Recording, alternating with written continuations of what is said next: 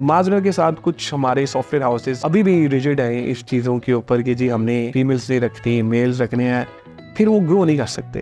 कह रहे ये सुनिए ज़रा आप, ये क्या हो रहा है? स्क्रीन पे नज़र आ रहा है कि कुछ एम्प्लॉइज़ वो इदारे के बारे में बुरी बातें कर रहे हैं, सीईओ के बारे में कुछ बोल रहे हैं। आपको पता है अक्सर कूलर टॉक्स हो जाती हैं। हसन भाई, इन सब को फारिग करें। बेसिकली ये कॉन्टेक्स्ट वाला प्रॉब्लम पता क्यों है? The reason for that is कि हमारा जो जुडिशियल सिस्टम है, हमारी जो पुलिसिंग है, दैट इज़ डिस्ट्रॉयड। सो ये किसी को अच्छा लगता है, बुरा लगता है, बाहर वीगो डाला भेजना है। हमारी पहले भी हरकतें ऐसी हैं कि वीगो डाला आ जाए, बट दिस इज़ रियलिटी।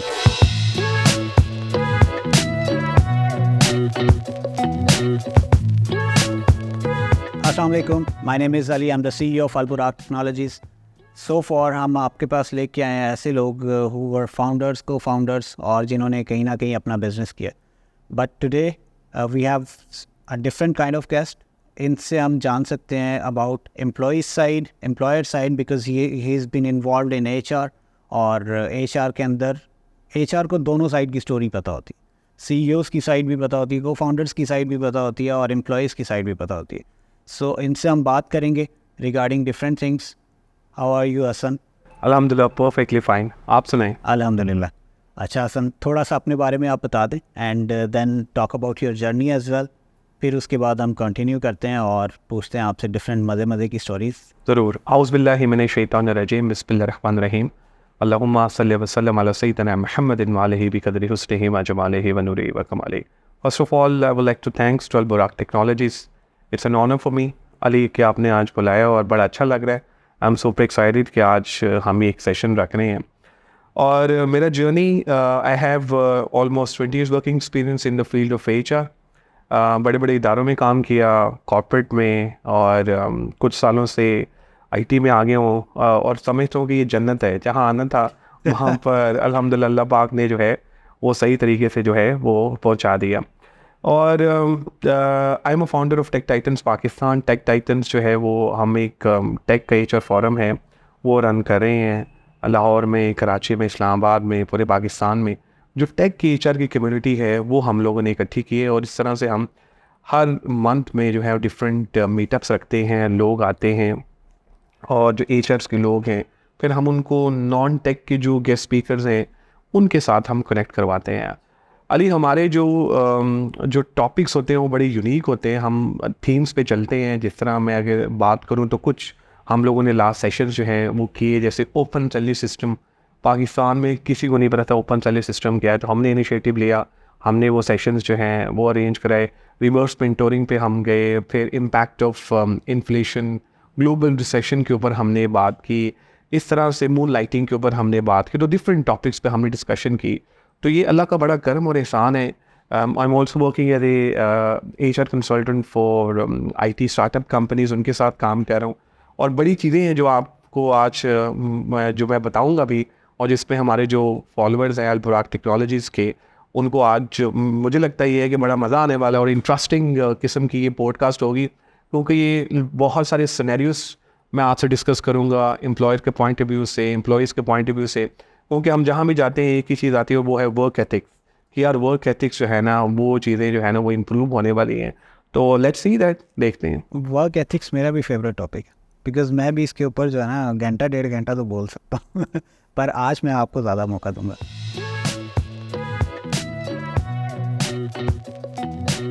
अच्छा, आपने कहा आईटी के अंदर आप आ गए और आईटी जन्नत है, ये पैसों के हवाले से बात कर रहे हैं या ओवरऑल बात कर रहे हैं? यार देखिए, मैं जब बात करूँ ना वर्क एथिक्स को ही लेके, या बाकी सारी चीज़ें जिस तरह से हम सिस्टम्स की बात करें, मैंने जब काम किया तो काफ़ी चीज़ें जो थी ना, वो जब कॉर्पोरेट में था तो कॉर्पोरेट में आपको बहुत ज़्यादा ना सिस्टम्स के मुताबिक चीज़ें, बाकी सारी चीज़ें करनी पड़ती हैं।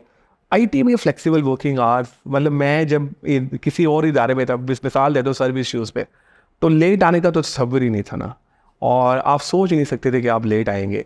और दूसरा, क्योंकि वहाँ पर और बहुत सारी चीज़ें थी जो कॉर्पोरेट में जितने हमारे एचआर्स के लोग काम करते हैं उनको आइडिया है कि वहाँ पे आपको रूल्स एंड रेगुलेशन और बाकी सारी चीज़ें करनी होती हैं। वो वर्क फ्रॉम होम आईटी में आप कर सकते हैं, वहाँ पर वर्क फ्रॉम होम सवाल ही पैदा नहीं होता कि आप ये करने। और यस, पैसा आई think that the one of the factor, लेकिन ये है कि और बहुत सारे मल्टीपल फैक्टर इसके अंदर इन्वॉल्व है।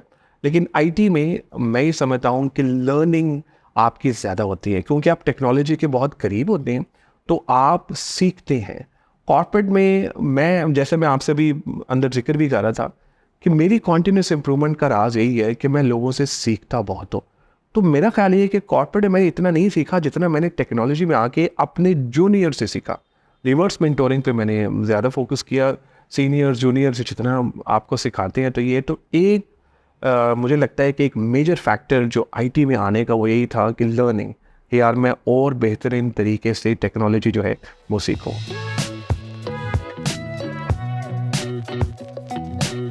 आपने कॉर्पोरेट की बात की, कॉर्पोरेट के अंदर आप बहुत सिस्टमेटिक चल रहे होते हैं, प्रोसेसेस वगैरह आपने सारे बनाए होते हैं, राइट। आईटी के अंदर आप खुद सिस्टम बनाते हैं, खुद आपको उसको ब्रेक भी करना पड़ता है, जस्ट बिकॉज आपको जो है ना किसी रिसोर्स को रोकना है। That is just an example, right. और ऐसे बेतहाशा सर्कमस्टांसेस आते हैं जहाँ पे आईटी के अंदर बिकॉज स्विचिंग बहुत ज़्यादा है, सो आपको रिटेंशन के लिए अपने बनाए हुए पॉलिसीज़, अपनी बनाए हुए रूल्स जो हैं उनको तोड़ना पड़ता है। What do you think about that? देखिए अली, बहुत ही ज़बरदस्त आपका सवाल है। देखिए आजकल जो हमारा ग्लोबल एरा में हम बात करते हैं, तो the one thing is very important and that is retention is the new recruitment. IT में रिटेंशन जो है ना वो एम्प्लॉयज़ की बहुत ज़्यादा ज़रूरी है, लेकिन ये कई दफ़ा पे जाके आपको फ्लेक्सिबल होना पड़ता है। इसलिए आईटी में कहते हैं फ्लेक्सिबल चीज़ें चल रही हैं। बाकी जगहों पर तो सिस्टम बने होते हैं और वो आपने चीज़ें उस तरह से देखना। अब जैसे मैं एक मिसाल देता हूँ आपको, हमने एक बच्चे को ट्रेन किया। मैं काम कर रहा हूँ एक सॉफ्टवेयर हाउस में एज ए कंसल्टेंट। एक बच्चा हमारे पास आया, उसको हमने ट्रेन किया, 6 महीने लगाए। 6 महीने लगाने के बाद हमने उसको इस सिखाई चीज़ें, उसको बताई, उसको समझ आ गई। 6 महीने के बाद हमने उसकी सैलरी भी बढ़ा दी। 7वें महीने वो हमारे पास आ जाता है ऑफर लेटर लिख के। वो कहता है सर मन तो नौकरी लग गई, मुझे तो मिल गई, मतलब आपको शुक्रिया कि आपने मुझे ट्रेन किया, आपने उसको बताया। अब हम सोचते हैं यार देखो 6 महीने इसको बताया भी, सिखाया भी, 7 महीने आ गया। अब आपने जिसको सिखाया है और जिसको आपने बताया, तो आपकी कोशिश ये है as a CEO, as a founder, कि यार हम इसको रिटेन करें। मैं आपसे रियल टाइम सिनेरियो डिस्कस कर रहा हूँ। हमने उस बच्चे को रिटेन कर लिया। अच्छा, अब हमने रिटेन किया, हमने उसकी सैलरी थोड़ी और बढ़ा दी, बेहतर कर दी। हालांकि एक उस इदारे में कॉम्पन बैंड हमने बड़ा अच्छा बनाया हुआ, लेकिन क्योंकि देयर इज़ अ प्रोसेस और आजकल के जो बच्चे हैं वो चाहते हैं कि हम जल्दी से चीज़ें कवर कर लें और पैसे भी हमें जल्दी से मिल जाए, हर काम जो है जल्दी से हो जाए। नहीं जी, हमने कहा कि इसको यहाँ पे रोक देते हैं। वो रुक गया। 3 महीने के बाद वो दोबारा हमारे पास आ गया। तो हुआ ये कि उसको एक और ऑफ़र आ गई।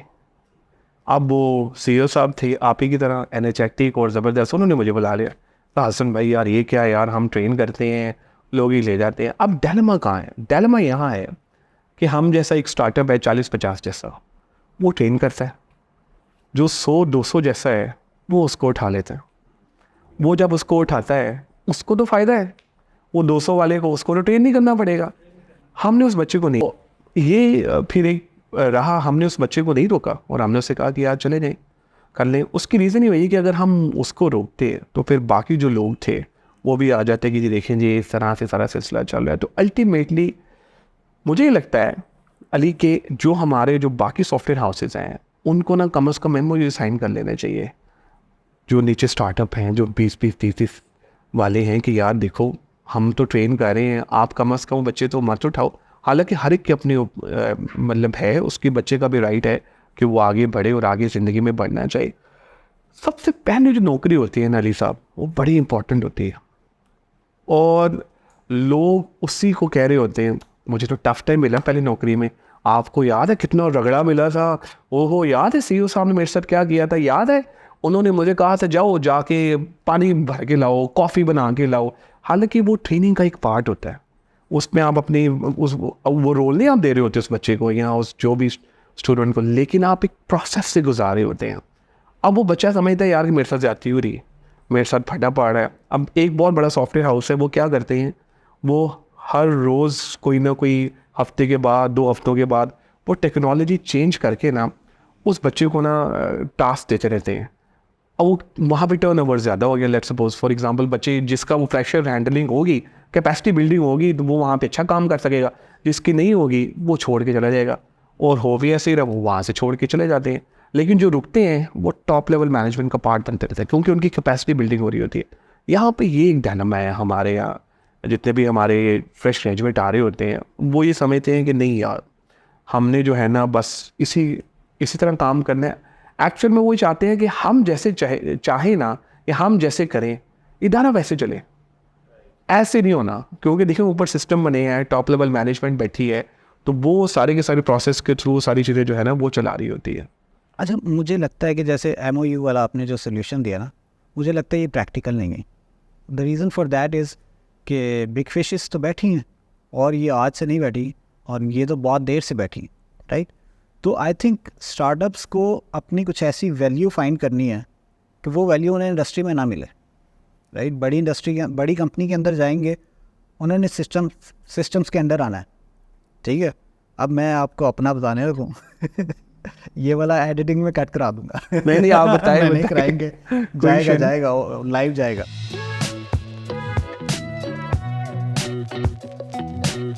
अच्छा, what I do is, because हमने बहुत से एक्सपेरिमेंट्स किए। मेरी जॉब जो थी वो आई थिंक 6 मंथ्स की थी, सो मैंने जो कुछ सीखा ना वो यहाँ पे एक्सपेरिमेंट कर करके सीखा। जैसे आप कह रहे थे ना कि ट्रेनिंग्स के लिए आते हैं, सो हमारे पास बड़े बड़े फ़नी केसेस भी आए हैं। सो आई थिंक कि ऐसी वैल्यू आपको देनी है जो उनको कहीं बाहर ना मिले। व्हाट वी डिड इज़ कि हमने अपना जो वर्क एनवायरनमेंट है ना, कल्चर, उसको बहुत फ्रेंडली कर दिया, बहुत ज़्यादा फ्रेंडली, फ्लेक्सिबल। तो इसकी वजह से जैसे आप कह रहे हैं ना कि आपके पास ऑफ़र लेके आया और आपने उसको काउंटर दे दिया ना, और फिर वो रुक गया, फिर 3 महीने बाद ले आया। लिटरली मैंने विदाउट काउंटर दिए भी लोग रुक गए हैं, और वो रुके हैं। वो इस वजह से नहीं रुके कि भाई मैंने उन्हें एक बाउंड किया या मैंने उन्हें जो है ना कॉन्ट्रैक्ट उनका लहरा के दिखाया कि this is what you have signed. ऐसा नहीं है। मैंने सिर्फ़ और सिर्फ इस वजह से रोके कि उनका मेरे साथ रिलेशन बहुत अच्छा था, राइट। उनके मेरे साथ टर्म्स इतने अच्छे थे कि मैंने उन्हें कहा नहीं यार नहीं जाना तुमने, वो नहीं गए। सो आपको अपना जो है ना एनवायरनमेंट इतना फ्रेंडली करना है, आपको अपना रिलेशन उनके साथ इतना स्ट्रॉन्ग करना है कि वो जाते हुए एक बार सोचे ज़रूर कि यार इनको छोड़ के जाऊँ। So that is how startups can compete with the big fishes. Agreed. Ali इस पे ना ये आपकी बात बिल्कुल ठीक है और ऐसे ही है, लेकिन आपने एक टर्म सुनी होगी, बाप पैसा ना भैया, सबसे बड़ा रुपया। अच्छा, इसकी रीज़न ये है कि आप जो मर्जी कर ले। मैं क्योंकि स्टार्टअप के साथ एज ए कंसल्टेंट काम कर रहा हूँ और मैं ये देखता हूँ और बहुत सारी जगहों पे देखता हूँ, बड़ा ज़बरदस्त लेविश इन्वायरमेंट, खाना मिला हुआ है, बस स्कूलिंग, बच्चों की इवन की स्कूलिंग की फ़ीस दी हुई है, वो वालिदैन के जो है वो मेडिकल दिए हुए हैं, फुल फैसिलिटेट किया हुआ है, बोनसेस दे रहे हैं, सारी चीज़ें कर रहे हैं। लेकिन अल्टीमेटली वो समझता है कि असल में ना जो हमारे इस टाइम जो नौजवान है ना वो शॉर्ट टर्म सोच रहा होता है। वो जब जॉब स्विच करते हैं ना उसको पैसा नज़र आ रहा होता है, they are not thinking about the complete package. और ये आपने बिल्कुल बात ठीक की। हमारे यहाँ हम एज ए कॉम भी रिलेशनशिप पे बहुत फोकस करते हैं। हम कहते हैं यार, जैसे मैं एग्जांपल देता हूँ आपको, हमारे यहाँ जितने लोग नीचे बैठे हैं ना, तो वो अगर आप उसकी टेबल पे जाकर उसको कोई काम के ना एम्प्लॉई कि यार ये कर दो, HR को, फाइनेंस को, मार्केटिंग को, किसी को भी कहेगा, तो वो कहेगा अच्छा यार मैं कर देता हूँ। वो ईमेल करेगा ना या कोई चीज़ रिटर्न CEO को कॉपी करेगा ना, फिर आप देखें वो काम करे। क्योंकि हम एज ए कॉम रिलेशनशिप पे बहुत फोकस करते हैं। और ये आपकी बात 100% ठीक है कि मैंने ऐसे सेट भी देखे हैं, मतलब CEOs भी हैं हमारे यहाँ, वो क्या करते हैं, वो रिलेशनशिप अपना बहुत ज़्यादा रखते हैं, कम्युनिकेशन अपनी बहुत ज़्यादा रखते हैं। और अल्टीमेटली होता है कि वो लोग कहते हैं यार कि देखो हमारा इतना ख्याल रख रहे हैं और हमें जो है ना वो रुक जाना चाहिए। लेकिन इस पर मसला क्या है, जो ही आप ग्रो करते हैं 50-60 पे तो ये कम्युनिकेशन बहुत अच्छी चलेगी, वंडरफुल। 100 पे जाएंगे मुश्किल होगी, 150 पे जाएंगे मुश्किल होगी, 200 पे जाएंगे, 300 पे जाएंगे और आपको मुश्किल होगी।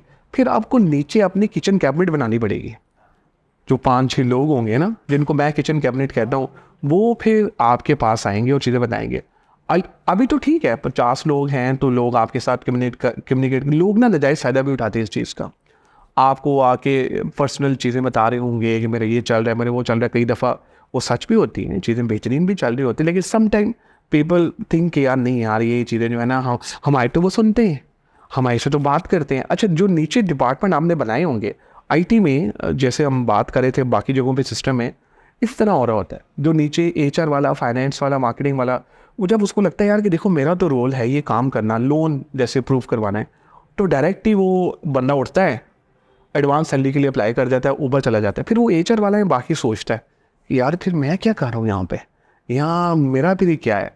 तो मुझे लगता ये है कि आपको इस तरह जब ऐसे ग्रो करें तो 30, 40, 50 तक तो ठीक है, लेकिन जब आप बढ़ेंगे तो फिर आपको रिलेशनशिप से और इन चीज़ों से आपको निकलना पड़ेगा। फिर आपको वही जैसे हमने बात की सिस्टम बनाने पड़ेंगे। और आप मैं एक इदारे में काम कर रहा हूँ, ये आप जो बता रहे हैं एक्चुअल में ऐसे ही था। तो वो रिटेंशन भी मेन रिटेंशन उनका CEO ही था। वो जब कहते थे कि यार वो कोई आता था, कोई ऑफर भी नहीं इस तरह उनके पास ले जा रहे, तो वो कहते यार हमारा बड़ा ख्याल रखते थे। जो ही CEO साहब एक और सिटी में मूव हुए, वो लाहौर की टीम को वक्ता बढ़ गया, वो रिटेंशन के मसले मसाइल आने शुरू हो गए। क्योंकि आपका ना एक मैनेजमेंट स्टाइल होता है, एक आपका लीडरशिप स्टाइल होता है। तो अब जैसे मैं एक एग्जांपल देता हूँ, क्योंकि आज हम एम्प्लॉयर और एम्प्लॉयज़ की एथिक्स की भी बात कर रहे हैं। एक CEO मैंने देखे हैं, वो बड़ी जल्दी जलीन हो जाते हैं लोगों के साथ, आई मीन ज़बरदस्त। और ये वो एक CEO हैं जो थोड़ा सा अपना गैप रखते हैं, वो कहते हैं नहीं यार जलीन हो गए ना, छोड़ना हो जाए एम्प्लॉय यार, यही मतलब मीना फजूल। तो वो एक उनका स्टाइल डिफरेंट है। एक CEO मैंने देखे, उनका स्टाइल ये है कि वो 3-4 दिन 4-5 दिन तो बड़ा प्यार करते हैं और ज़बरदस्त, 7वें 8वें दिन वो क्लास और उसका ये करते, तो वो ना बैलेंस क्रिएट करते। फिर एक CEO का मैंने स्टाइल देखा, क्योंकि मैं काम कर रहा हूँ, तो मैंने वो स्टाइल उनका ये देखा कि वो ना 2-3 दिन रिप्लाई नहीं करते। मतलब उसमें जब मैंने उनसे पूछा, एक दफ़ा मैं बैठा हुआ हूँ, मैंने कहा यार एम्प्लॉय मेरे पास आया था, तो वो कहते हैं कि सर रिप्लाई नहीं करते। तो मैंने उन्हें कहा आप रिप्लाई क्यों नहीं करते? कहते यार हसन भाई लोगों को पता होना चाहिए कि मैं बिजी हूँ, तो मैं इसलिए रिप्लाई नहीं करता लोगों को। तो आई मीन ये एक है, देखिए उसकी रीज़न ये है कि जिस तरह हम एम्प्लॉयर के पॉइंट ऑफ व्यू से भी देखें तो हमारे यहाँ कोई ऐसा कोर्स पाकिस्तान में नहीं है, how to become the chief executive officer. Coaches भी नहीं अवेलेबल, ट्रेनर्स भी नहीं अवेलेबल। तो लेकिन ये बहुत अच्छा इनिशिएटिव है हमारे यहाँ पाकिस्तान में। People are very talented, even super talented. अब देखें ना 3-4 दोस्त उठते हैं फास्ट से या बाकी जगहों से, वो अपनी कंपनी स्टार्ट कर लेते हैं। ये पहले तो नहीं हो रहा था, आज शुरू हुआ, ये चीज़ें बेहतरीन शुरू हुई हैं। तो मुझे लगता है कि देयर इज़ अ प्रोसेस, इस प्रोसेस के थ्रू आपको गुजरना चाहिए। मतलब आपको कोचिंग ट्रेनिंग की ज़रूरत हो तो आप 100% लें। तो ये चीज़ें जो हैं वो अल्टीमेटली फिर ऑर्गेनाइजेशन में वैल्यू ऐड करती है और फिर ऑर्गेनाइजेशन बढ़ती है। अली आप देखें कि एक ऐसा टाइम आता है 40 से 50 का, जहाँ पे ब्रेक लग जाती है सॉफ्टवेयर हाउसेस को। सोचेंगे ऐसा क्यों होता है? यही रीज़न है, हर इंटीग्रिटी में वो इन्वॉल्व हो जाते हैं, चीज़ें जब वो चल जाती हैं, कई दफ़ा क्लिक भी कर जाता है, लेकिन कहीं ना कहीं कोई ना कोई फुल स्टॉप ही लग जाता है। फिर वो समझते हैं यार कि नहीं यार ये 40-50 में मैंने अक्सर देखा है, यहाँ तो डिक्लाइन स्टार्ट हो जाता है, नीचे आना शुरू हो जाते हैं, या 50 से ब्रेक लग जाती है। अब 50 का पता नहीं ये मंत्रा ऐसा क्यों मशहूर है, लेकिन ऐसे है। और वो 50 का जो टाइम है वहाँ पर आपको चाहिए, जब आप 50 हो जाएं तो एज ए एम्प्लॉयर आपको चाहिए कि आप सिस्टम्स पे काम करना शुरू कर दें। आप अपने जो इंटरनल है, जैसे एग्जांपल देता हूँ, 50 जब हो जाते हैं तो लोग अपने बिजनेस डेवलपमेंट की टीम जो है वो बनाना शुरू कर देते हैं, अपने डिपार्टमेंट्स को इम्प्रूव करना शुरू कर देते हैं कि यार HR को हम स्ट्रॉन्ग करें, कोई नया बंदा लेकर आएँ और चीज़ें देखें हम किस तरह बेहतर कर सकते हैं, इन्वायरमेंट को बेहतर करते हैं, अपने रिम्यूनरेशन जो कंपनमेंट हैं उसके ऊपर काम करते हैं, ज़्यादा फोकस करते हैं। वो उस टाइम ना ग्रोथ को कहते हैं यार यहाँ पे रोक दो और आहिस्ता आहिस्ता हम जो चीज़ें बेहतर करते हैं। आप देखें 50 के बाद लोग कहते हैं यार कि हम ऑफिस भी चेंज करते हैं। शुरू में ना बड़ा जोश और जज्बा आया होता है, 10 जब बंदे हो जाते हैं, 20 बंदे हो जाते हैं, नया ऑफिस लेंगे, हम वहाँ पर शिफ्ट होंगे। कई ऐसे लोग भी ऐसे मैंने देखे कि वो उन्होंने फटते जज्बात में आके ना खर्चे बढ़ा लिए। अब जब खर्चे बढ़ाए, एक्सपेंस बढ़ाए, तो वो 6 महीने के बाद एहसास हुआ यार ये तो गड़बड़ हो गई। फिर वो हसन अदा जैसे लोगों को बुलाते हैं कि यार देखें क्या होगा। मैंने कहा उस टाइम मैंने कहा था कि आप इन खर्चे कम इस तरह से होते हैं, क्योंकि देखिए जब हम जब ग्रोथ की तरफ जा रहे होते हैं ना, जब डॉलर में पैसे आपको आ रहे होंगे, तो हर बंदे की ख्वाहिश होती है यार कि मेरा ऑफिस ज़बरदस्त हो, हम नई टीम रखें। अनफॉर्चुनेटली क्या होता है कि हम बंदा रख के डिसाइड करवाते हैं कि हमने काम क्या करवाना है, पहले हम पता ही नहीं कराते कि यार ये क्या है। आप देखें जॉब डिस्क्रिप्शन खाली हम वर्केबल से नेट से उठा लेते हैं और हमें कहते हैं कि यार देखो ये आपने काम करना है, एक्चुअल में उसको पता नहीं होता। 3 महीने तो वो बंदा एक्सपेंस होता है। जितना मर्जी आप फनकार तलंतर किस्म का ज़बरदस्त किस्म का बंदा लें, 3 मंथ्स उसको ऑर्गेनाइजेशन समझने में लगते हैं। इसलिए वो कहते हैं 3 मंथ्स जो प्रोबेशन का टाइम होता है वो हनीमून पीरियड होता है, और सबसे ज़्यादा रिलैक्स जो एम्प्लॉई होता है ना वो उसी में होता है, और जिसका मुझे लगता है कि ये 3 महीने तो उसको प्रोडक्टिव काम करके दिखाना चाहिए, क्योंकि इसलिए सॉफ्टवेयर हाउसेज में अक्सर ये देखा जाता है कि 3 महीने के बाद वो कहते हैं हम आपकी सैलरी बढ़ाएंगे, वो परफॉर्मेंस बेस्ड ही होती है। तो मुझे अल्टीमेटली ये लगता है कि ये सारे प्रोसेस अगर आप करेंगे तो फिर आपके इदारे के लिए बेहतर होगा। अच्छा, अब आते हैं उस साइड पे कि जैसे आपने कहा अभी कि CEOs की भी ट्रेनिंग नहीं होती, विच इज़ ट्रू, राइट। जैसे मैंने आपको कहा कि मैंने यहाँ पे एक्सपेरिमेंट कर करके जो है ना चीज़ें इम्प्लीमेंट की हैं, एंड दैट इज़ हाउ हमने ग्रो किया, राइट। यहीं पे एक्सपेरिमेंट किए, यहीं से लेसन्स लर्न किए। ये बोथ साइड्स पे, ये एम्प्लॉयज़ साइड पे भी है, ये CEOs की साइड पे भी है कि हमें हमारी एजुकेशन के दौरान जो है प्रोफेशनल एथिक्स के बारे में कुछ नहीं बताया जाता। हमारा जो करिकुलम है that is almost 30-40 years old. आप वो पेपर्स उठा के देख लेना तो उनके अंदर वो 30 साल पहले भी वही क्वेश्चंस आ रहे थे, अब भी वही आ रहे हैं, राइट। सो दैट मीन्स कि आपका जो पूरा सिस्टम है वो अपग्रेड होने वाला है। दुनिया जो है ना कहीं और चली गई है, आप उसी चीज़ को पकड़ के बैठे, राइट।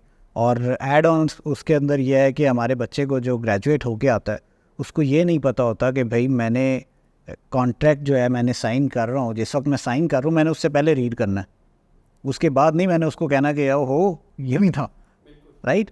सो कॉन्ट्रैक्ट रीड करना है, एंड आपकी ज़बान की वैल्यू है, राइट। आपने अगर किसी से वर्बल भी कोई एग्रीमेंट किया है, आपने रिटर्न नहीं भी किया, वर्बल भी किया है, आपको उसको फुलफ़िल करना है, राइट। ये आपकी एक मॉरल जो है रिस्पॉन्सिबिलिटी है कि आप अपने मॉरल जो आपके वर्बल एग्रीमेंट्स हैं, जो आपके रिटर्न एग्रीमेंट्स हैं, आप उसको फुलफ़िल करें। इस तरफ किसी का ध्यान नहीं है, राइट। CEOs की ट्रेनिंग्स हो गई, इस तरफ किसी का ध्यान नहीं है। आई से कि बोथ एम्प्लॉयज़ एंड एम्प्लॉयर, जहाँ जिसका दाव लगता है वो जो है ना अपनी लिमिट्स को एक्सीड करता है, अपनी वैल्यूज़ को तबाह करता है, राइट, और एक्सप्लॉइट करने की कोशिश करता है दूसरों को, विच इज़ नॉट राइट। हमें एक मिडल ग्राउंड पे आना है, हमें एक सेट बनाना है स्टैंडर्ड्स का, जिसको हमें दोनों को फुलफ़िल करना है। What do you think about that? Ali, ये बहुत ही एक इम्पॉर्टेंट पॉइंट है, और अभी आप जब हम अंदर बैठे हुए थे तो आप ये डिस्कस भी कर रहे थे कि पेरेंटिंग, ये पेरेंट्स का एक इम्पॉर्टेंट रोल होता है इसके अंदर। हमारे यहाँ हमें ये सिखाया जाता है कि मोबाइल कैसे यूज़ करना है, टीवी कैसे देखना है, नेटफ्लिक्स कैसे यूज़ करना है, इंस्टाग्राम कैसे यूज़ करना है, टिकटॉक कैसे यूज़ करना है। लेकिन अनफॉर्चुनेटली ये जो चीज़ें आप बता रहे हैं ये कहीं किसी ट्रेनिंग का पार्ट नहीं बनाई जाती। तो मुझे लगता है कि इसके ऊपर बहुत ज़्यादा काम करने की ज़रूरत है, करियर काउंसलिंग, इन चीज़ों के ऊपर। हम क्या करते हैं, हम ग्रेजुएशन का वेट करते हैं, इसको तब बताएंगे जब ये ग्रेजुएशन में जाएगा। अच्छा, वेट करते हैं? वेट करते हैं नहीं वेट यार। करते हैं नहीं वेट करते यहाँ पे हैं। इख्तिलाफ हो लेकिन जाएगा। मैं एक चीज़ और बताऊँ आपको। अब देखें, अब क्योंकि टेक्नोलॉजी की वजह से चीज़ें चेंज हो रही हैं। अब जैसे मैं अपनी बेटी की एग्जांपल देता हूँ। मेरी बेटी जो है उससे मैंने टिकटॉक का अकाउंट बनाया, इंस्टाग्राम का अकाउंट बनाया। अब उसको समझ आ रही है कि चीज़ें मैंने किस तरह से लेके चलनी है और मैंने आगे करनी है। अब जब हम अक्सर बैठे होते हैं तो मैं उसको बताता हूँ, आज मैं अली से मिला, अल बुराक टेक्नोलॉजी के CEO थे, उनसे मैंने ये सीखा, ये सारी चीज़ें की। तो घर में आप जब उस तरह की डिस्कशन नहीं करेंगे, उनको उस डिस्कशन का पार्ट नहीं बनाएंगे। अब जैसे मेरी बेटी मेरे से सवाल पूछती है, फ्रीडम डे पे हमने कुछ एक्टिविटीज़ की, तो उसने कहा आपने एक्टिविटीज़ कहाँ से ली थी? मैंने कहा मैंने इंटरनेट की उस साइट से ली थी। तो अब उसको समझ आ गया, वो एक्सप्लोर करती है, फिर वो डिस्कस करती है। अब देखिए, जैसे मैं और आप हैं, मतलब मैं अपनी एग्जांपल देता हूँ। मेरे जो फादर हैं इज़ लिविंग इन UK, वो सारी उम्र बाहर थे। मेरी मदर जो है वो गुजरांवाला से बिलोंग करती हैं, तो वो हाउस वाइफ रही। तो मैंने किन से सीखा? मैंने अपने साथी से सीखा, टीचर से सीखा, और मैंने उनसे सीखा यार कि किस तरह से करनी है। लेकिन घर में मैं उस तरह से सीख नहीं पाया, क्योंकि इन्वायरमेंट डिफरेंट था। उनकी वालदा जो थी वहाँ से, तो अब मैं वो कसूर अपने घर वालों को नहीं देता, क्योंकि उनकी लाइफ डिफरेंट थी। लेकिन अब जो सिलसिला हो रहा है, अब जिस तरह से टेक्नोलॉजी चेंज है, बाकी सारी चीज़ें हैं, तो मुझे लगता ये है कि आने वाले टाइम में जो अब हमारी अगली नस्ल जो आ रही होगी, आने वाली नस्ल, वो हमसे बहुत काबिल होगी, और वो है भी हमसे काबिल, क्योंकि वो टेक्नोलॉजी वाली नस्ल है ना। फेसबुक उन्होंने देख लिया, लिंक्डइन उन्होंने देख लिया, टिकटॉक उन्होंने देख लिया, सारी चीज़ें देख ली, कोविड भी देख लिया उन्होंने। तो उनको पता चल गया यार कि अगर ऐसा कोई टफ टाइम आ जाए तो हमने कैसे सर्वाइव करना है। तो ये it's all about complete package. तो ये टू वे प्रोसेस है। अब हम बात करते हैं जो आपने एम्प्लॉयर के पॉइंट ऑफ व्यू से कही। CEOs भी आप देखें तो यंग हैं, 28, 29, 30s, अर्ली 30s में होंगे। तो उनके लिए भी ये थोड़ा मुश्किल है कि यार देखो, मैं आ रहा हूँ, जॉब नहीं की हुई ना, जिन्होंने नौकरी नहीं की हुई वो CEO बन गए, उनके लिए ज़्यादा मुश्किल है। मैं एक एग्जांपल आपसे शेयर करता हूँ। मैं एक इदारे में काम कर रहा था सॉफ्टवेयर हाउस में, तो वहाँ मैं चला गया। तो मैं गया तो CEO साहब बड़े यंग और एनर्जेटिक, तो मेरा तो खैर रिटेलरशिप पे चल रहा था उनके साथ, तो मैं उनके साथ। तो मैं एक दिन गया तो वो कमरे में बैठे हुए तो ऐसी स्क्रीन लगी हुई, स्क्रीन लगा के ना, तो वो ना हेडफोन में ना कुछ सुन रहे। तो मैंने कहा क्या हुआ, मुंह लाल गुस्से में। मैंने कहा क्या हुआ, हसन भाई ये देखिए ये क्या हो रहा है। मैंने कहा पता नहीं क्या कह रहा है। तो मैंने दिल में सोचा उस टाइम ना बड़ा एक अच्छा सॉन्ग आया था, कहानी सुनो जुबानी सुनो, वो कैफी खलील का। तो मैंने कहा ये सॉन्ग सुन रहा है, लाल और रानी बनता था यार। तो मैंने उसको कहा यार ये शायद सॉन्ग सुन रहे हैं, लेकिन वो गुस्से में ना। तो मैंने कहा यार ये पता नहीं क्या है। तो मैंने कहा कह रहे ये सुनिए ज़रा आप, ये क्या हो रहा है।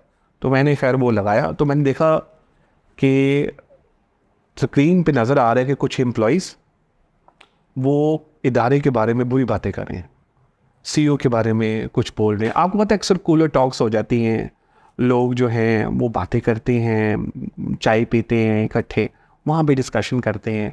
तो कहता है कि ये देखें ना मेरे ख़िलाफ़ क्या बातें हो रही हैं, तो ये तो बड़ा गड़बड़ हो गया, हसन भाई इन सब को फारिग करें। मैंने कहा यार देखो जो लोग तुम्हारे बारे में बातें कर रहे हैं ना, दे द की प्लेयर्स। ये तो अगर तुमने इनको फारिग कर दिया तो प्रोजेक्ट तो चला जाएगा, जो तुमने सर्विस पे उठाया हुआ है, तो ये तो बड़ी गड़बड़ हो जाएगी। नहीं हसन भाई ये देखें ना क्या कह रही हैं, मैंने इनके लिए क्या किया, लफ्ज़ था मैंने इनके लिए इतना कुछ किया, मैंने बहुत कुछ किया, ये तो फिर भी ऐसे नहीं कर रहे। मैंने कहा यार देखो सबसे पहले तो तुम ये जो माइक्स हैं ना कैमरेज के साथ जो तुमने इंस्टॉल किए हुए हैं, इसको हटा दो भाई, तुम्हारी मेहरबानी है। कहता है जी क्यों। मैंने कहा देखो अल्लाह ताला ने हमें कहा है कि बहुत सारी चीज़ों का हमें पता नहीं होना चाहिए, तो इन चीज़ों को तुम्हें पता नहीं होना चाहिए, और कैमराज भी उतार दो। कहता नहीं कैमराज मैंने नहीं उतारने, लेकिन अनफॉर्चुनेटली माइक हटवाने में मैं कामयाब हो गया। तो एक ये थी। अच्छा फिर उसको मैंने आहिस्ता आहिस्ता ना जब उसकी कोचिंग की, उसको मैंने बताया कि यार देखो हमें सिस्टम्स पे काम करना है। अब जो इनके प्रॉब्लम्स हैं, हमने ना टाउन हॉल मीटिंग स्टार्ट कर दी, उसमें हमने लोगों को बुलाया और हमने कहा हम नहीं बोलेंगे, आप बोलेंगे। वो जनाब लोगों ने फुल अपनी भड़ास निकाली, ये वो सारा। और हमने कहा यार देखो ये बंद कमरे में होगा और हम मीटिंग भी करेंगे, हर बंदे से एक इंडिविजुअल भी करेंगे। हमने एंगेजमेंट सर्विस भी कराए, बाकी लोगों को एनोनिमस सर्विस कराए, उससे हमें फीडबैक आया। फिर हमें एक्चुअल पता चला कि वहाँ पर 2-3 ऐसे लोग थे कि जिन्होंने ना पूरी ऑर्गेनाइजेशन में ना वक्ता डाला हुआ था। वो किसी को आगे बढ़ने देते नहीं थे, वो स्टॉप करके रखते थे, आगे नहीं आने देते थे। अच्छा हमने पहले उन लोगों को आइडेंटिफाई किया। नया बंदा आता तो कहते थे वो कितने पास गए हैं तो, ये तो ऑर्गेनाइजेशन ही ख़राब है, ये तो फारिग ऑर्गेनाइजेशन है। हालांकि वो वहाँ पे साल काम कर रहे हैं, तो उसको कहते थे ख़राब है, वो ख़राब करते थे लोगों को। तो हमने पहले उनको आइडेंटिफाई किया। आइडेंटिफाई करने के बाद इसमें टॉप लेवल मैनेजमेंट का बड़ा इंपॉर्टेंट रोल था। उन्होंने बड़ा इस पर साथ दिया। फिर हमने उनका एग्ज़िट प्लान किया, बड़े तरीके से एग्ज़िट प्लान किया। हमने उनको पहले समझाया बताया, लेकिन नहीं माने। फिर हमने आहिस्ता आहिस्ता चीज़ें बेहतर की। तो ये एक एम्प्लॉय के पर्सपेक्टिव से था। फिर उनको ना समझ आ गई। असल में CEO जो है ना, जो आजकल जो हमारे CEOs हैं, जल्दी हर काम जल्दी, हायरिंग जल्दी, फायरिंग जल्दी। वो कहते हैं हर काम जो है ना जल्दी हो जाना चाहिए। क्योंकि आप देखें जब हम बचपन में थे ना छोटे, तो हमारे यहाँ अक्सर लोग कहते हैं जल्दी कर लो जी ये, और यार ये जल्दी कर लो। अब वो जल्दी इज़ द प्रोसेस का पार्ट बन गया आपके। आप भी कोई वर्ड यूज़ करेंगे या मैं भी यूज़ करूँगा, मैं भी अक्सर यही कहता हूँ। तो बेगम कहता हूँ यार खाना जल्दी ले आओ, यार ये सफाई जल्दी करा दो। अब वो जल्दी आपकी जबिल्लत का पार्ट बन गया, तो इसलिए हमको असल। अच्छा फिर मैंने क्या किया, हमने उसको उसका यार थोड़ा सब्र कर लो, आराम से सुकून से सारी चीज़ें करेंगे, हो जाएंगी। तो उसमें फिर हम कामयाब हुए। हमें तकरीबन 6 महीने लगे। 6 महीने के अंदर हमने जो है ना वो इस पूरे प्रोसेस को स्ट्रीमलाइन किया। वहाँ पे हमने पॉलिसीज़ प्रोसीजर सारे बनाए। फिर उनको इम्प्लीमेंट करें तो एम्प्लॉयज़ की तरफ से आपको एक नेचुरल किस्म का वो आए। उसका फिर हमने ये किया कि हमने जिनके लिए जो सिस्टम्स बनाने थे ना, उनको हमने ना अपने साथ इन्वॉल्व कर लिया। उनका इनपुट लेते थे, जो कि जायज़ भी था। मतलब मिसाल के तौर पे डेवलपर्स के लिए आप कोई पॉलिसीज़ लेकर आएँ तो डेवलपर से पूछें कि यार हम वर्क फ्रॉम होम करें, फ्लेक्सिबल वर्किंग आवर्स करें, ये सारी चीज़ें करें, तो आप इस पर कंफर्टेबल हैं या नहीं हैं। तो ये तो एम्प्लॉयर के पर्सपेक्टिव से हो गया। अब मैं आपको बात करता हूँ एम्प्लॉयज़ के पर्सपेक्टिव से। ऐसी ऐसी फनकार कौम है हमारे पास, मतलब ये जो हमारे जो बच्चे हैं ऐसे फनकार हैं कि मैं आपको बता नहीं सकता। वर्क एथिक सीईओ की हमने बात कर ली कि इम्प्रूवमेंट की ज़रूरत है और वो कर भी रही हैं, हर एक चीज़ हो रही है। अब मैं आपको एक रियल टाइम सिनेरियो बताऊंगा। हमने एक इदारे में ख़ातून को हायर किया। जब हमने उस ख़ातून को हायर किया तो देयर इज़ अ प्रोसेस। मैं एज ए कंसल्टेंट काम कर रहा था, तो उन दिनों मैं वहाँ नहीं जा पा रहा था, तो स्लैक पे बाकी जगहों पे मैं अवेलेबल था। तो वो वहाँ पर एक HR की बंदी हैं, मतलब उनके साथ हम खड़े थे। तो उन्होंने क्या किया, उस बंदी को ना हायर कर लिया। अब जब उस बंदी को उन्होंने हायर किया तो आपको पता है हायरिंग के टाइम आपने सारी चीज़ें लेनी होती हैं, मतलब सैलरी स्लिप्स हो गई, फिर आपका एक्सपीरियंस लेटर हो गया, वो सारी चीज़ें। अब इंटरव्यू के प्रोसेस से वो गुजर गई और वहाँ पर वो आ गई, हायरिंग हो गई उनकी, ऑन बोर्ड हो गई वो।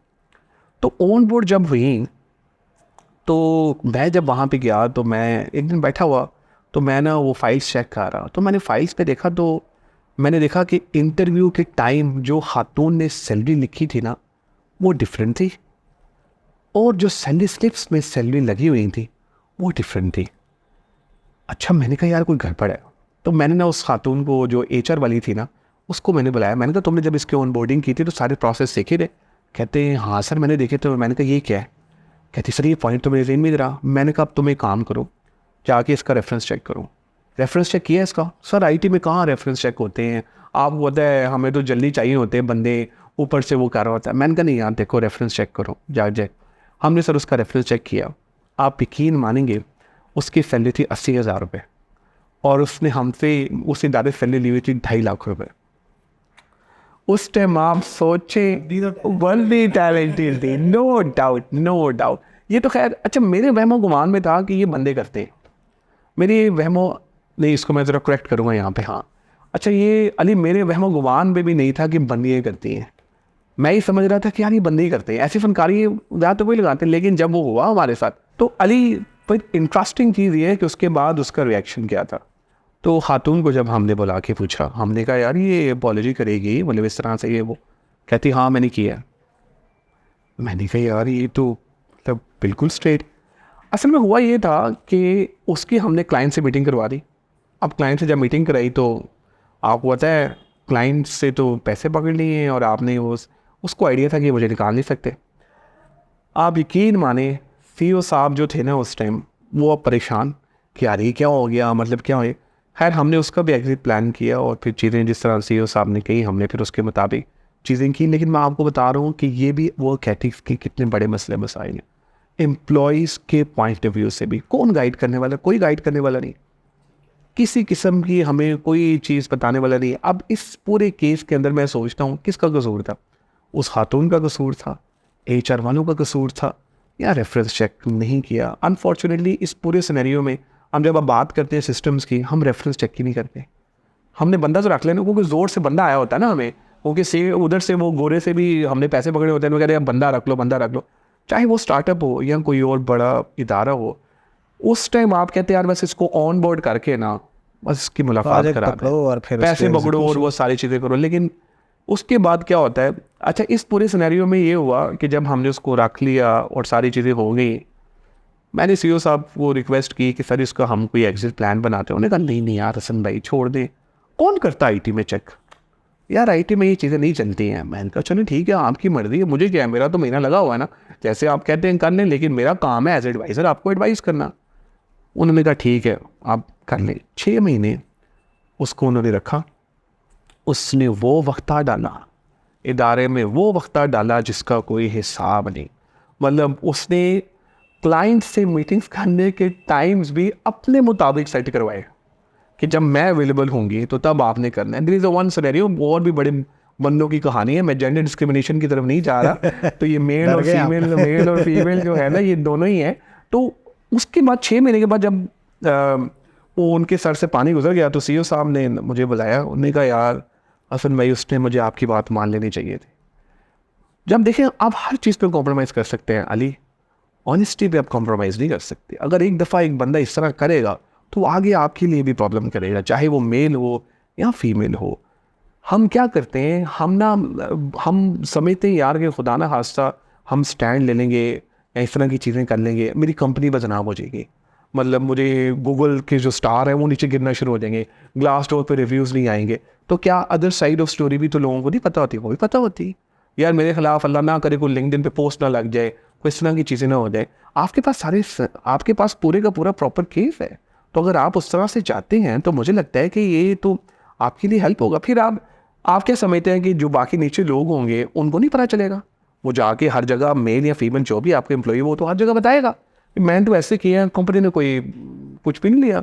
ऐसे तो आपको कई जगहों पे आपको एक सेट करनी होती है एग्जाम्पल। आपको कंपनी के इंटरेस्ट में ऐसे बड़े डिसीजन लेने पड़ते हैं जो कि कंपनी के हक में बेहतर हों।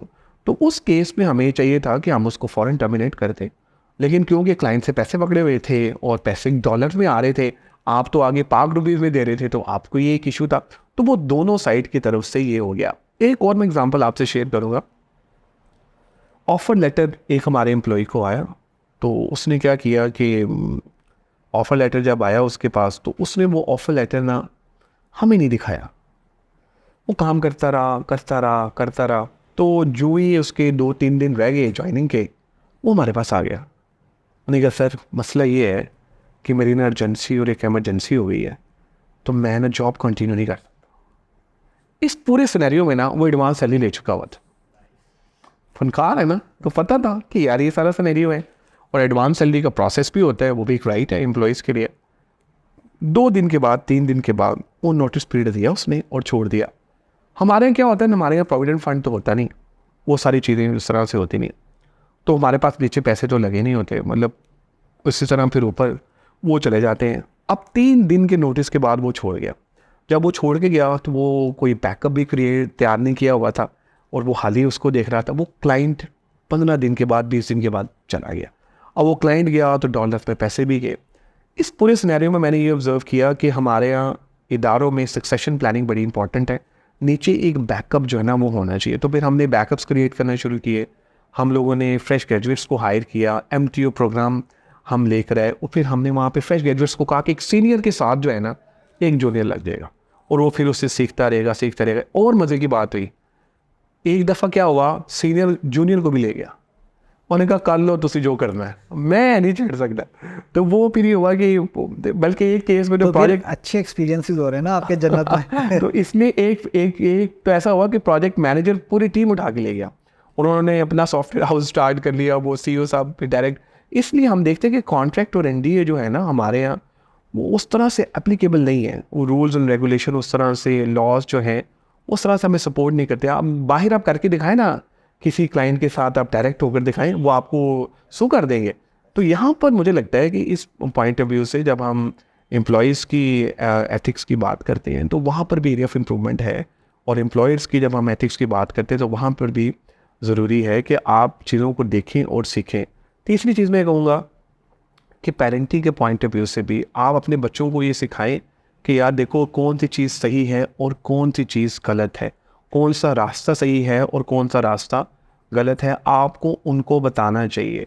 हमारे यहाँ एंटरप्रेन्योर जब हम बनते हैं तो एंटरप्रेन्योर बनने के लिए हमें ये नहीं बताया जाता बचपन में कि तुमने बड़े होकर मालिक बनना है। सिर्फ जहन में ये डाला जाता है कि तुमने नौकरी करनी है। और अगर वो रूरल एरियाज़ का हो, कहीं मंडी बहाउद्दीन का कहीं जरूरत, उसके जहन में डाला जाता है कि तुमने पुलिस वाला बनना है या तुमने जज बनना है या तुमने इस तरह जाना है, क्योंकि उनकी अपनी चीज़ें चल रही होती हैं, उनके केसेस चल रहे होते हैं और बाकी चीज़ें, तो उनके जहन में ये डाला जाता है। तो जब आप ग्रूमिंग एक बंदे की करेंगे और जब आप पुलिस का सोचेंगे, हालांकि बड़ा अच्छा महकमा है हमारे यहाँ पे, तो लोग के जहन में होगा यार पुलिस ऑफिसर बनने के लिए मुझे क्या क्या करना पड़ेगा। इसी तरह अगर आपने IT में आना है तो IT में आने के लिए आपको ये सोचना पड़ेगा, एंटरप्रेन्योरियल माइंडसेट आपका सेट होना होगा कि आपको क्या क्या करना पड़ेगा। जैसे मैं एग्जांपल दूं, आप अपने बेटे को माशाल्लाह अपने साथ लेके चलते हैं, पाशा के इवेंट में भी आप है, अब उसको समझ आ रही है कि मैंने अपने बाबा जैसा बनना है।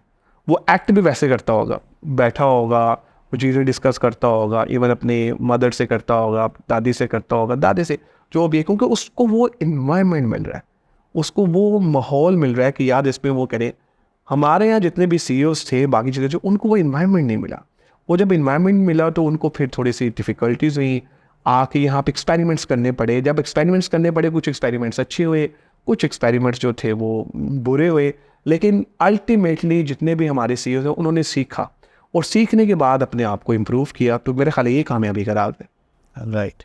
सो आपने बड़ा ब्रीफली ये सारा समराइज़ कर दिया, इसके अंदर और कुछ इनपुट ऐड करने की ज़रूरत नहीं। बाकी एक रियलिटी चेक देना ज़रूरी है। आपने जैसे कहा ना पुलिस बहुत अच्छा इदारा है, I strongly disagree with that. इंसाफ हमारे देखिए बेसिकली ये कॉन्टेक्ट्स वाला प्रॉब्लम पता क्यों है? The reason for that is कि हमारा जो जुडिशल सिस्टम है, हमारी जो पुलिसिंग है, दैट इज़ डिस्ट्रॉयड। सो ये किसी को अच्छा लगता है, बुरा लगता है, बाहर वीगो डाला भेजना, हमारी पहले भी हरकतें ऐसी हैं कि वीगो डाला आ जाए, but this is reality, right? और हमें इसके साथ डील करना पड़ता है। एंड फॉर द CEOs मैं आपको बताना चाहता हूँ कि आपको थोड़ी सी लीगल इन्फॉर्मेशन ले लेनी चाहिए बिफोर यू डू एनीथिंग। आप अपना कोई स्टार्टअप कर रहे हैं तो आपको थोड़ी सी लीगल इन्फॉर्मेशन लाजमी लेनी चाहिए। बिकॉज़ मैंने जिस वक्त किया तो मैंने देख लिया, मेरे मामू लॉयर हैं और मैंने उनसे पूछा कि भाई अच्छा अब आप मुझे ये बताएं कि इस कॉन्ट्रैक्ट को कैसे मैंने फुलफ़िल कराना है। उन्होंने कॉन्ट्रैक्ट रीड किया, उन्होंने कहा ये नहीं हो सकता। मैंने कहा अच्छा इसका अल्टरनेट क्या है? फिर उन्होंने मुझे कहा अच्छा, उन्होंने कहा देखो the only thing you can do is damages claim करो। एंड ये मैसेज है सबके लिए, अगर आपको कहीं लगता है ना कि आपका कॉन्ट्रैक्ट वायलेट हो रहा है तो आपको डैमेजेस क्लेम करने चाहिए। डैमेजेस क्लेम करें, और जैसा जुडिशल सिस्टम है ना, अगर आप ख्वार होंगे ना तो ख्वार अगला बंदा भी होगा, राइट? और ये समटाइम्स करना पड़ता है। एंड रिसेंटली मैंने ये स्टांस ले लिया था कि भाई अब तो ये होगा। देन मेरे पास टीम लीड आ गया और उस टीम लीड ने जो है ना, पहले HR आया मेरे पास कि यार नहीं करते, जाने दें। HR की कोशिश यही होती है कि हाँ। यार मतलब सुकून से सारी चीज़ें हो जाए। बेचारा HR मासूम ही होता है ना, आप जो अक्सर कहते हैं, या वो यस चल रहा होता है। हाँ, पहले HR आया, मैंने कहा नहीं भाई ये तो होना है। देन फिर मेरे पास टीम लीड आ गया कि जाने दें कोई बात नहीं, तो ये जो है ना रहने देते हैं। सो मैंने फाइनली उसकी बात एग्री कर ली। अच्छा खासा आर्गूमेंट उसके साथ भी हुआ, लेकिन एग्री कर लिया। बिकॉज हमारे यहाँ जैसे आपने एक बात अभी ये भी रिसेंटली की ना कि भाई 50 से ऊपर जाके मसला होता है उस, बिकॉज आपकी कम्युनिकेशन नहीं रहती। So what I think is कि आपको अपने सक्सेसर्स ऐसे बनाने चाहिए, अपनी किचन कैबिनेट ऐसी बनानी चाहिए कि वो रेप्लिकेट कर रही हो नीचे।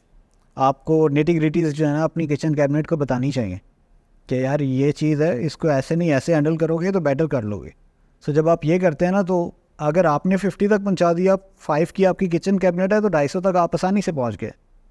सिंपल इज़ दैट, ठीक है? अगर 250 नहीं तो 200 का मार्क तो मारेंगे ना। एक फेल हो गया, 4 ने सक्सेसफुल हो जाना है, राइट? सो अपने सक्सेसर्स अच्छे बनाएं, उनको सारी डिटेल्स बताएं। ये नहीं करें कि भाई अपने पास जो है ना कुछ इन्फॉर्मेशन हाइड कर लें कि अगर मैंने ये बता दी तो ये जो है ना मेरे हाथ से स्किप हो जाएगा। अलमास हैदर, वो मेरे ट्रेनर रहे हैं, स्पेल्स के CEO रहे हैं, राइट? उनके साथ डिस्कशन हुई NIC के अंदर। मैंने उनको कहा कि sir few questions I asked, one of them was कि आई एम वेरी इंट्रोवर्ट और आई एम द CEO। तो उन्होंने कहा रिज़ाइन कर दो सीधा। मैंने कहा अच्छा, मैं कहा ये काम तो मुश्किल है। तो उन्होंने कहा देखो, your job is to sell your company, if you are unable to do that you do not have any right कि आप अपनी जगह पे रहें, आप किसी अच्छे CEO को ले आएँ। It was right. और उस दिन के बाद से मैंने अपने आप को चेंज करना शुरू कर दिया, इंट्रोवर्ट से एक्सट्रोवर्ट की तरफ जाना शुरू हो गया, राइट? देन मैंने उन्हें कहा भाई मेरे पास रिटेंशन नहीं है एम्प्लॉयज़ की, रिटेंशन हर एक का मसला है। उन्होंने कहा यार हमने ये मसला फेस किया था अराउंड 8-9 ईयर्स अगो, और हमारे साथ हुआ ये था कि लोग छोड़ के ना जॉब्स दुबई जा रहे थे। कहते वी डिड अ रिसर्च, और उसके अंदर हमने कहा अच्छा जो लोग जा रहे हैं उनको क्या पैकेज मिल रहा है। उनका कंपैरिजन किया हमने, और उस कंपैरिजन के अंदर हर डिटेल को हमने मेंशन किया कि वो वापस कितने पैसे भेज रहे हैं, रख कितने पैसे रहे हैं, एट द एंड उनको क्या बच रहा है। हमने अपनी सैलरीज़ को इस लेवल पे ले आए कि अगर वो दुबई जाते भी हैं ना तो कोई फ़र्क नहीं पड़ता। कहते हैं उसके बाद से अब तक जो है ना हमारे पास एम्प्लॉयज़ का रिटेंशन बेहतर हो गया। Finance is very very important. जैसे कंपनीज ट्रेनिंग के लिए रखती हैं ना एम्प्लॉयज़ को, सो कंपनीज़ भी उनको एक्सप्लॉइट करती हैं, जो नहीं करना चाहिए। कंपनीज़ को एम्प्लॉयज़ को एक्सप्लॉइट नहीं करना चाहिए और इस तरफ नहीं जाना चाहिए। एम्प्लॉयज़ कॉन्ट्रैक्ट्स की वायलेशन करते हैं जो कि उनको नहीं करनी चाहिए। अपने कॉन्ट्रैक्ट्स साइन करते हुए आप उसको डिटेल से पढ़ें। आपको कोई भी मसला है आप उसको डिटेल से पढ़ें, और देन आप उसको जो है ना, अगर आपने कुछ डिफरेंस है आपका तो आप उनसे बात करें कि भाई इस बात से मैं एग्री नहीं करता। वंस आपने साइन कर लिया तो फिर उसके बाद आपके लिए जो है ना, ये नहीं होना चाहिए कि अच्छा अब मैं इसको किस तरीके से ब्रेक करूं। सो ये चीज़ें नहीं होनी चाहिए, राइट। और अगर कॉन्ट्रैक्ट वायलेशन होती है एम्प्लॉयज़ की साइड से या एम्प्लॉयर की साइड से, सो इसको आपको बड़ा सीरियसली लेना चाहिए। ये एम्प्लॉयर्स की साइड में भी है। अगर आपको कहीं लग रहा है आपका जो है ना कॉन्ट्रैक्ट वायलेट हो रहा है, तो आपको उसको टेकअप करना चाहिए और अपनी पॉलिसीज़ को जो है ना इम्प्लीमेंट कराना चाहिए। द प्रॉब्लम विद एचआरस इज़ कि भाई आप पॉलिसीज़ लाने का तो आपको बड़ा शौक़ है, उसके बाद जहाँ इम्प्लीमेंटेशन की बात आती है ना, तो फिर वहाँ पे वो कहते हैं अच्छा यार इसको अगर निकाल दिया इस पॉलिसी के अगेंस्ट तो फिर नया बंदा भी लाना पड़ेगा। सो ये भी एक प्रॉब्लम। असल में इसमें अली पता क्या है, दो इम्प्लीमेंटेशन में ना टॉप लेवल मैनेजमेंट और एचआर दोनों का काम है, खाली एचआर नहीं कर रहा होता, क्योंकि ड्राइव तो पीछे से सीईओ कर रहा होता है ना, तो इसमें दोनों का रोल आ रहा होता है। लेकिन ये उस टाइम हम ये सोच रहे होते हैं कि यार अगर हमने इसको टर्मिनेट कर दिया या इस पर कोई स्ट्रिक्ट एक्शन ले लिया तो सीईओ कहेगा 2 दिन के अंदर बंदा करो या 3 दिन के अंदर बंदा लेके आओ। तो उसके लिए जो अच्छे एचआर्स होते हैं वो ऑलरेडी पहले अपना होमवर्क करके रखते हैं और बैकअप प्लान अपना बना के रखते हैं। अक्सर आपने देखा होगा, मैंने तो अपने इस पूरे एचआर के करियर में ना I am working as a CEO of Tech Titans, तो मैंने ये देखा है कि जब भी कोई इंटरव्यू होता है क्लाइंट से, जब हम इंटरव्यू करवाते हैं तो हम 3 बैकअप ज़रूर रखते हैं। हम एक नंबर 1 यार अगर ये आएगा तो ठीक है, दूसरा अगर ये ना आया तो ये दूसरा वाला होगा, दूसरा वाला ना हुआ तो ये तीसरा वाला होगा। फिर उनके साथ हम राब्ते में भी रहते हैं। इसी तरह जब आप इस तरह सक्सेशन प्लानिंग करते हैं या जब आप इस तरह की चीज़ें करते हैं तो आप सक्सेसर ज़रूर तैयार करें एचआर वाले। इसमें मुश्किल होता है, आसान नहीं होता, पर्टिकुलरली अगर हम कौन बंदा चाहेगा ये कि उसका सक्सेसर तैयार हो। नीचे एम्प्लॉयज़ तो बड़ा मुश्किल है, डिफ़िकल्ट है। उसकी रीज़न ये है कि उनके जहन में ये लगता है कि यार ये मेरी जगह ले लेगा, हालांकि ऐसा नहीं होता। होता ये है कि उसकी जगह लेके उसके लिए ऊपर जगह बना रहा होता है। अनफॉर्चुनेटली सक्सेशन प्लानिंग को या बाकी चीज़ों को हमने बहुत नेगेटिव ले लिया है, क्योंकि हमारे जहन में ये डाला जाता है कि नया बंदा आ रहा है ना तो ये तुम्हारी जगह ले लेगा। तो आई यूज्ड टू से अपनी जगह छोड़ोगे तो तुम्हारी तो ऊपर जाके बैठोगे। मैं ना अगर अपनी जगह के साथ चिपक के बैठ जाओगे ना, तो ऊपर नहीं जाओगे। मैं ना आपको एक अपने लाइफ का मंत्र बताता हूँ। मैंने जो लाइफ में ग्रो किया है ना, मैंने हमेशा अपने जूनियर जो है ना वो बेहतरीन हायर किए हैं। उसकी रीज़न है मुझे कोई काम ही नहीं करना पड़ता, सारे काम हो गए। यार ये तो ना वैसे एचआरस के बारे में नॉर्मल भी है, एचआरस करते ही हैं एचआर बहुत कुछ करते हैं यार। HR is playing an important role.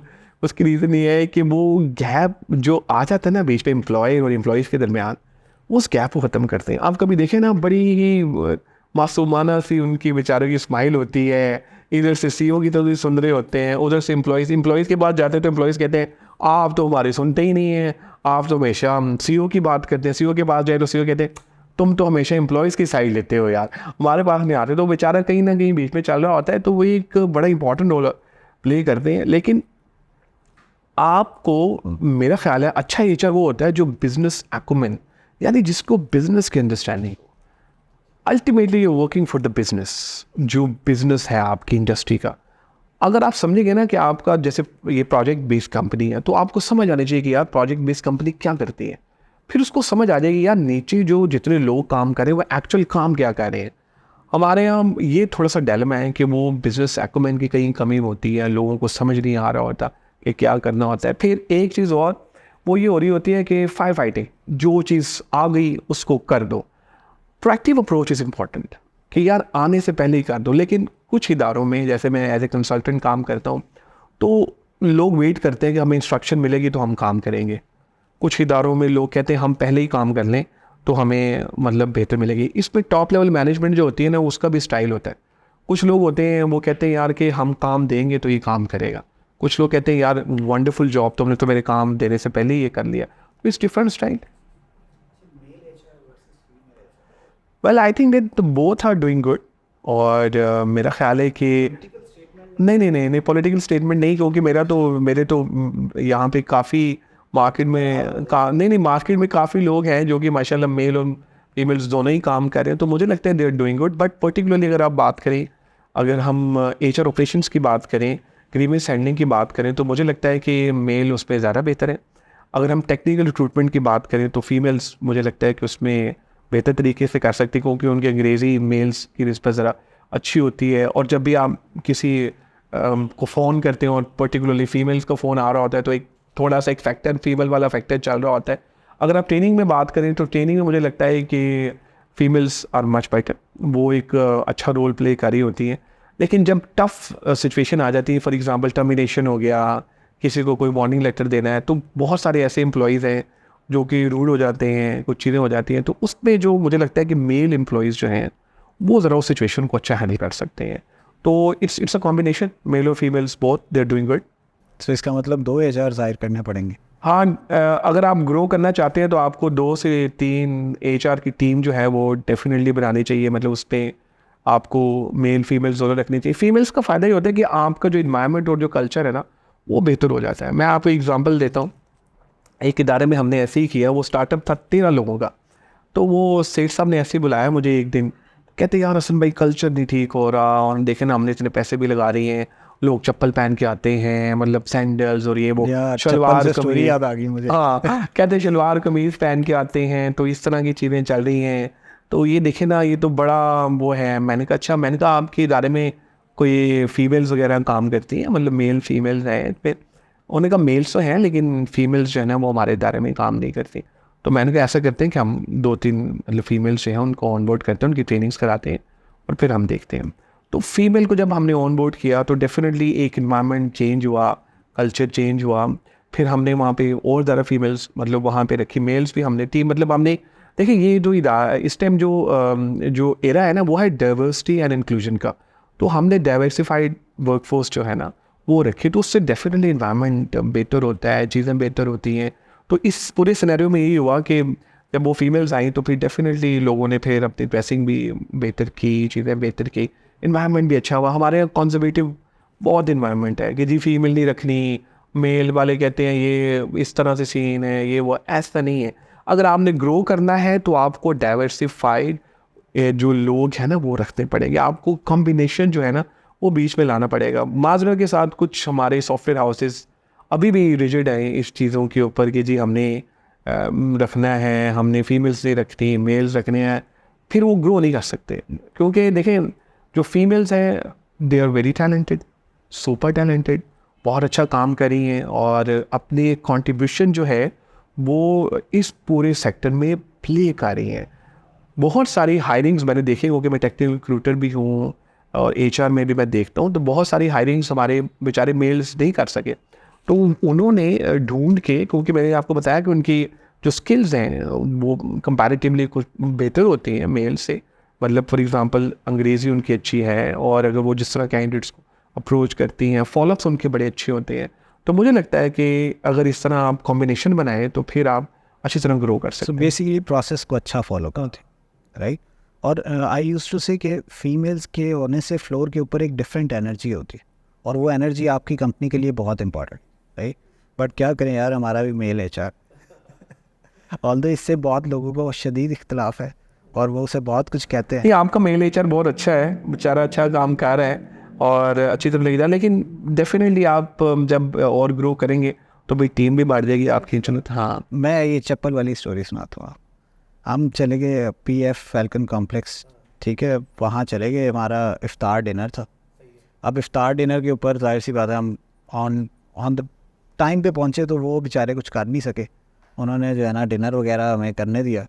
Dinner करने के बाद उन्होंने कहा आपका हेड कौन है? सब ने जो है ना इशारा मेरी तरफ कर दिया कि भाई ये। उन्होंने मुझे बुला लिया, मुझे बुलाया, मैंने कहा यार पता नहीं क्या मसला हुआ, पेमेंट तो कर दी है।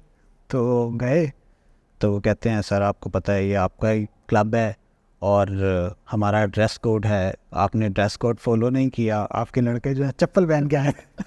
मैंने देखा उनकी तरफ, सारे लाइन में खड़े थे, मैंने देखा वाकई 3-4 चप्पल पहन के आए।